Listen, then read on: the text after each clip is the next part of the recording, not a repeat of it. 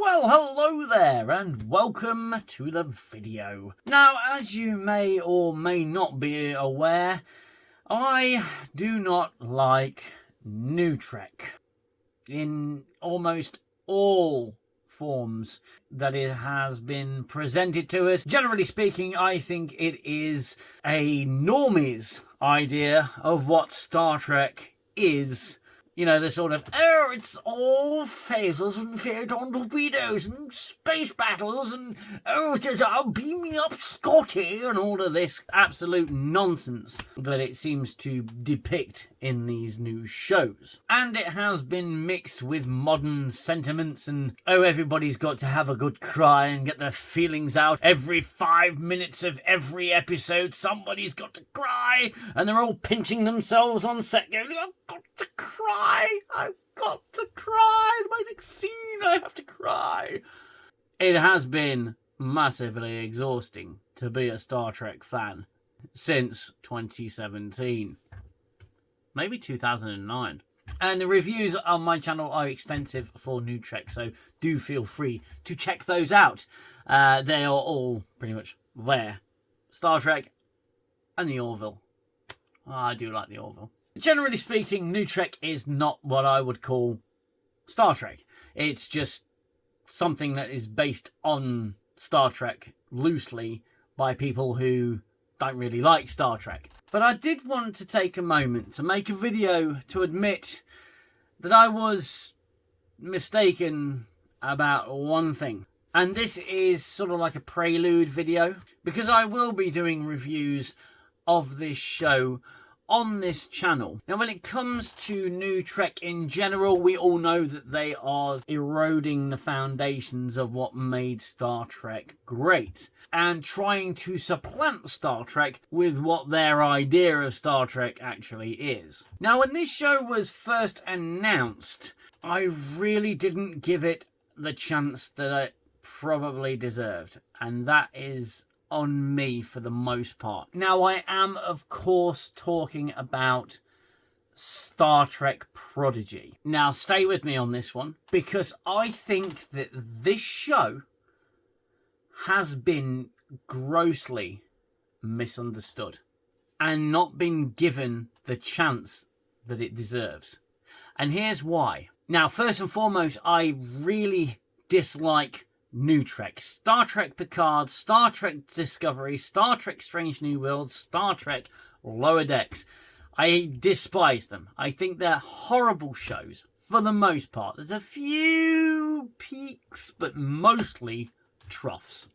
And this show has been lumped together with them all under the umbrella of what we call new Trek. That's the phrase that's been coined to describe all of Star Trek post 2005. However, this show is not new Trek.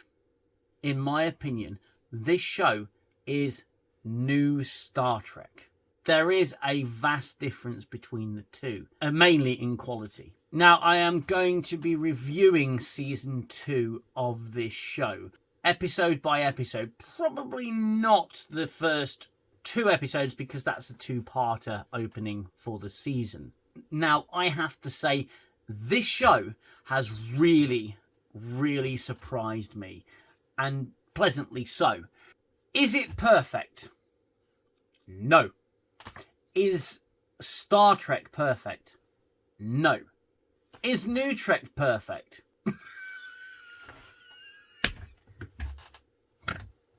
I'm sorry, I couldn't resist that one. No, it's not. I don't think it'll even get close to good at this point. Now, this show was announced around the time of Picard Season 1, Season 2, Strange New Worlds, I think, was in the pipeline or being made, or I can't remember the dates. It was so long ago. But you know the time that it was announced, it was literally just the makers of new Trek going, hey, here, have a new Star Trek show, have a new Star Trek show, have a new Star Trek show. And we got absolutely saturated with quantity over quality. With that announcement came another announcement that we were getting Kate Mulgrew. Kate Mulgrew was going to be returning as Captain Janeway, Admiral Janeway in general. Catherine Janeway was making a grand return to Star Trek. And at that point I thought, no, please, no, don't do it, you fools. Look what you did to Picard. Look what you did to him. Don't do that to Janeway. I mean, she nearly did it to herself throughout Voyager. And Voyager had the most shockingly abysmal ending I've ever seen in Star Trek. Well, that's a lie. It was These Are the Voyagers. But Enterprise fans don't count that one. So I think I can get away with that. So much love for Terra Prime. And I thought at that point, oh, Star Trek is dead. And I sat and watched the first 2 episodes kind of like this. Just wondering how they were going to ruin Star Trek again. And I dropped it. Because I was so uninterested and slightly biased by abysmal Star Trek that came previous. I really didn't give this show a chance. And I went on to review Star Trek Picard, Star Trek Strange New Worlds, and Star Trek Discovery. Slowly lost my mind. And it wasn't until a couple of months ago where we were doing a live stream. For those of you who don't know, I do a weekly live stream. It's called An Evening in 10 Forward. And that's every Friday, British time, 8 o'clock. BST, GMT, I don't know what the hell did he call it? British time. It's time in Britain. It's 8 o'clock on a Friday night, except the 6th of September, because we're actually going to a convention. Me and Watch Nerd, my co-host, we're going to a convention where I'm actually going to meet Ace Rimmer himself, Chris Barry. I'm looking forward to that and looking forward to sharing my impression of Ace Rimmer. Stoke me a kipper, I'll be back for breakfast. Yeah, that was terrible. Maybe I won't share it. Anyway, I digress. We were on the live stream and it was just getting recommended to me by so many people. So many people were saying, you've got to watch Prodigy. Give it a chance. It's not what you think. And I thought, nah, it's New Trek. It's New Trek. And I couldn't have been more wrong. So I decided to go back and watch it again. I have to admit, I was wrong. What I witnessed in that first season, and the season's quite long, I think it's about 20 episodes. After the first 4 episodes, when it really starts to pick up, what I noticed was just sheer love for Star Trek, for the world of Star Trek, for the organisation of the Federation, the principles of Starfleet. No longer was it dark and nihilistic. And it's a kid's show. It's a kid's show. You have characters in that show. The Janeway hologram. She's a hologram on a starship. I won't get into the story in this video, but the love that she has for Starfleet translates into the kids in the show. But it shows a genuine love for the principles and the ideologies of the show, of Roddenberry's vision for the future.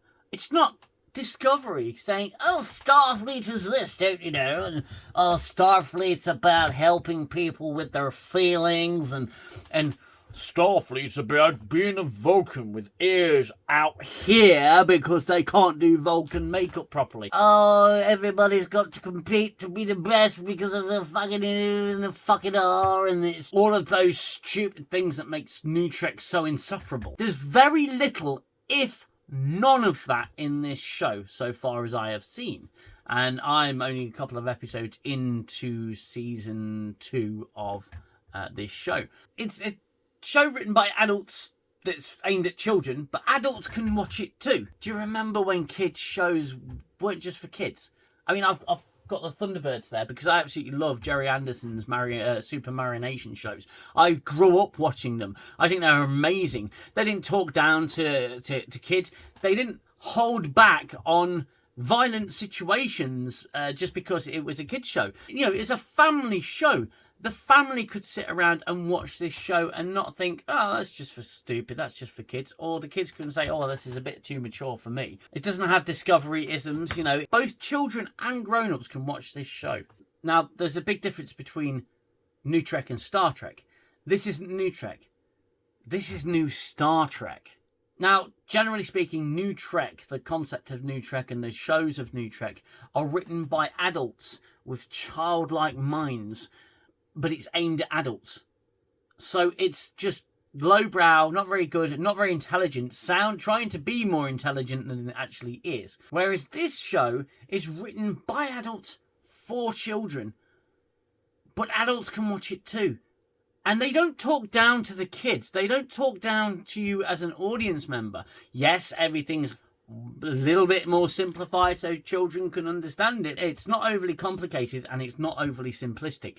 Yes, the story has to move on at quite a pace because the show needs to maintain the interest of children. You know, because children have short attention spans and end up veering away from the screen to, you know, check their phones and think about all the other things in life that really matter and get distracted and can't really figure out what they were doing and stuff like that, and just get this. What was I talking about? Oh, sorry. Just like that, they tend to get distracted. So you've got to keep the show going. So it has to move at a decent pace. But I can sit my children in front of this show, knowing that it's obviously appropriate for children and for kids, for young people. Now, if you can get past the caveats that it is obviously a Nickelodeon show, it's a show for kids, and just appreciate it for what it is and what it's trying to be and what it's succeeding at, and the story moving along a little bit quicker than Star Trek would, and it being not as intelligent but certainly not as dumb as New Trek, what you're treated to is a pretty awesome epilogue for Star Trek Voyager, which in itself had an epilogue that never really happened. Voyager had a piss-poor ending, and Prodigy, I think, is a superb epilogue to that, and really does the characters justice. Now, we do see later on in season 2 some familiar faces returning, and obviously in season 1 we see familiar faces returning, so there is that. If you want to know about season 1, I would suggest you go and watch it, because I'm going to start reviewing from season 2. Season 1 will be far too long to review, but we did discuss it in an episode of 10 Forward. I will put a link in the description for that particular live stream. We did talk about other things, such as the acolyte, which we obviously can't talk about anymore, because it's not a thing anymore, is it? And we basically talk about Star Trek Prodigy Season 1, me, my co-hosts, which is Xell and Watch Nerd, who actually started as subscribers on this channel. So yeah, I'm going to be reviewing Star Trek Prodigy Season 2. The videos may not get very many views, but quite honestly, I think this show deserves a lot more than it has gotten from the Star Trek fan base in general. Kurtzman is not attached to this. His name is there, but he has very little, if nothing, to do with this show. This show is created by people who are true Star Trek fans. And I think you'll like where some of this show goes in terms of Star Trek. All I sense from Prodigy is a lot of love for Star Trek. I really want to show you that this show is actually pretty good. I will obviously be starting from season 2, so you'll have to watch season 1 or watch that live stream for a breakdown of season 1. I'm also doing a 10-episode series of reviews of classic Star Trek. It's going to be like a season 1, I suppose. Do check those out. I've already got the first one up on the channel. Link will be in the description for that, where I review In the Pale Moonlight, the Deep Space Nine episode. It's a different style of review. I'm trying something new. Please go and check that out and give me your thoughts on it. And let me know your thoughts in the comments section below. I'll look forward to doing the reviews. I hope you're all okay where you are. Don't forget to hit the subscribe button, the like button, the bell notification, and do us a favor as well. Just check if you are subscribed to this channel that you are indeed still subscribed to this channel, because lately I've noticed that I've been unsubscribed from a fair few channels. I thought it was a myth. I thought it didn't happen. I thought people were making it up, but it's real. Double check your subscription. Until next time, you look after yourselves, you look after one another. Bye bye for now. I need the silence, stop the violence of the war in my head. Time's the healer, the eraser of all done and said. And as I fall back to my shelter. I know I'll only